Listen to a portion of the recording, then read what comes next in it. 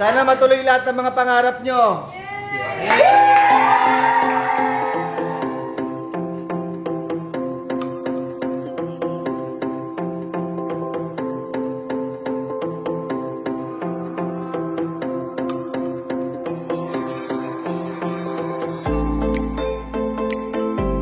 Hello kapanalig, good day. So nandito kami ngayon sa Kapas Tarlac and dito kami sa ETA Community Development Center dito sa Barangay Santa Juliana. So samahan nyo kami in another episode of Inspiring Change and Transforming Lives. So tara kapanalig. Coach JM, ano bang pinag-uusapan nila dun sa room ni Sandra? Ganda ng tanong. Ang dito sa ituturo ni Sandra actually is kung paano gumawa ng tinatawag na vision board. So, ipapakita ni Coach Sandra step by step kung paano gumawa ng isang pirasong parang papel wherein lahat ng pangarap nila is nandoon at nakikita nila, tangible na nakikita nila.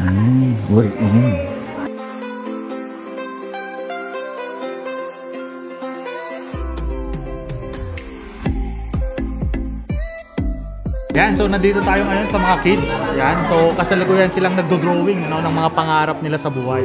So, etong group na to is facilitated by Coach Sandra. So, ayan, busy sila sa mga pangarap nila. Dino-drawing nila 'yon.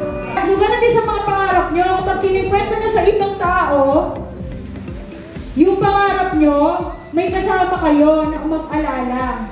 Tama ba? Pag nakalimutan ni Erich, pwede ipaalala ni Erica. Tama ba? Ay, mapakita mo muna.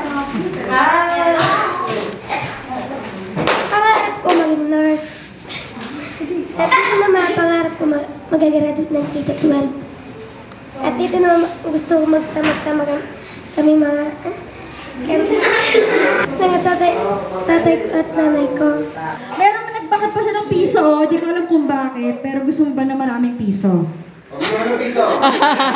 Coach RP, baka may piso ka dyan, bigyan na natin, pagkaparin na natin yung pangarap na isa ni Ian. Kap, baka may piso ka dyan. 10 piso kayo. Ay, yan na. Tumatanggap ka ba na 10 piso?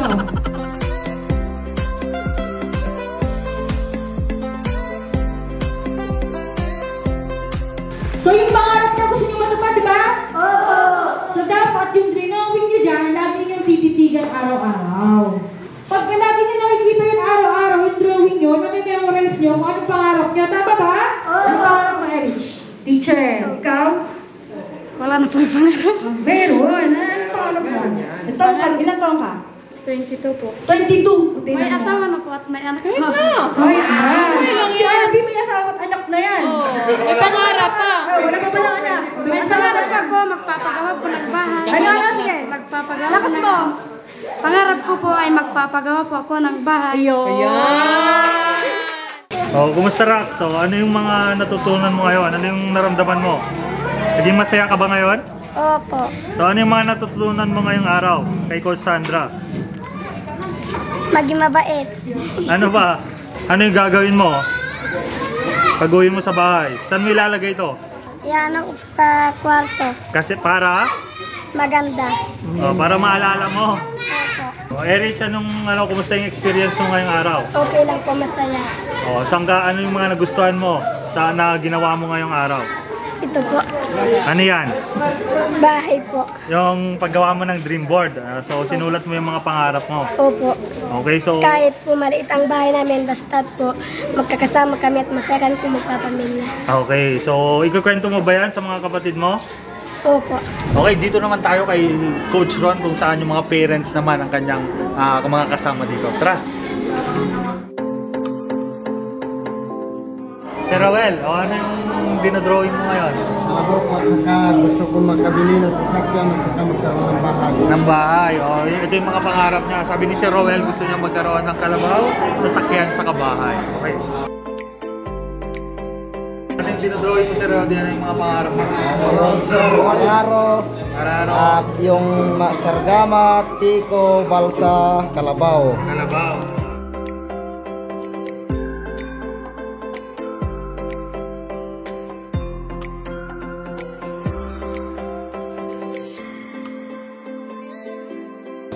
Ang kape daw, 30 pesos. Ang asukal, 30. Suka, 10. Toyo, 10. Sabon, 15. Oh, Sir Bards, ano naman yung, kumusta naman yung experience mo ngayon dito? And masaya, tsaka naka-give back to the community. Ano yung nakatulong? Parang naging learnings mo? Ano na, mahalaga talaga yung pag-aaral sa mga anak. Tsaka iba yung pagmamahal ng magulang sa anak. Yun yung na-realize ko dito. Kasi hindi nila inisip yung sarili nila. More on sa anak talaga. Lahat sila more on sa anak. At saka yung mga hindi nila natupad na pangarap, parang gusto nilang tutuparin ng mga anak nila. Yun yung na-realize ko dun.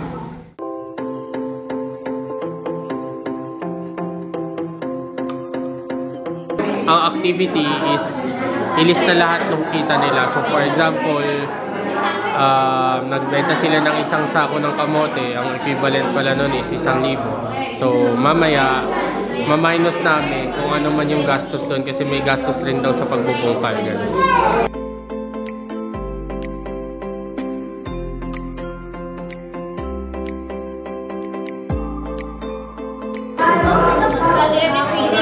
Ilang peso yung 30, di ba? So, meaning, 10 beses mong kinikita to. Gets mo? So, ang kinikita mo, 6,000 in a month. Hello, Pastor. Kumusta naman yung naging experience mo ngayong araw? Sa ngayon po, naging okay po kasi marami po akong natutunan patungkol po sa pagbabudget at patungo po sa pagpapaunlad para po sa mga bata na nag-aaral. Yun po yung natutunan ko rin po. Naghanda ang partner community namin pala ngayon dito sa Tarlac. Binigyan kami ng masarap na almusal, tuyo. Oh, beautiful. Meron din tayo dito ang paborito ni Kapkidlat, hotdog at kanin. So, napaka-sweet ng partner community namin dito sa Tarlac dahil pinaghandaan pa kami ng almusal.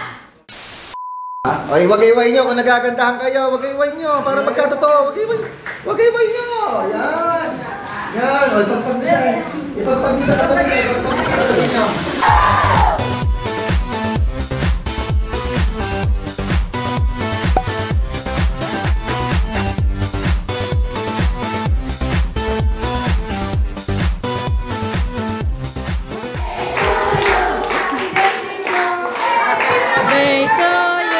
Sana matuloy lahat ng mga pangarap nyo. So, Warak, ano yung nilagay mo sa dream board mo? Pwede mo bang i-explain sa akin kung ano yan? Sundalo po. So, pangarap mo maging sundalo? Opo, matagal na po. Bakit gusto mo maging sundalo, Warak? Para makatulong sa kapwa po. Para makatulong sa kapwa? Opo. Paano ka tutulong sa kapwa mo yan? Kung may gera, hindi pupunta yun. Ikaw yung pupunta. So, matapang ka, no? Kasi gusto mong maging sundalo. Opo. Yan. So, ano pa yung mga nilagay mo dito? May nilagay kang, kotse? Kotse po. Sakang plano po. So, mag-aaral kang mabuti, Warak, para matupad yan, ha? Okay, thank you. Sige, ang gagawin nilang apat, sila yung mananaway kapag merong pasaway.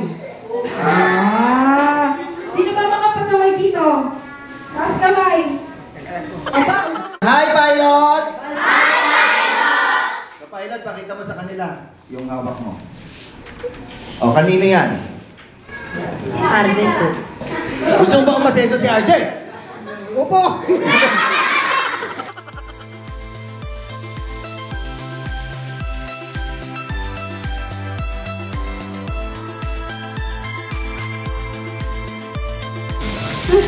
Ano niluluto niyo, te? Pansit po, mamaya po. Uy, pansit! Thank you po. Masarap ba?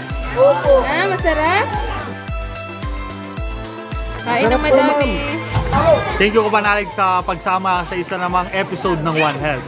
So, yung mga learnings ko today is napakahalaga talaga ng education, no, na para mabago yung mindset natin. So, today nasaksihan ko kung gaano nag-light up yung mga mata nila every time na nababanggit yung salitang pangarap and kung ano yun nandun. So, nakita ko yung hope and yung dreams nila, yung eagerness nila na mabuo yun. So, thank you so much. I hope na makasama ka namin sa susunod na One Health. So, see you!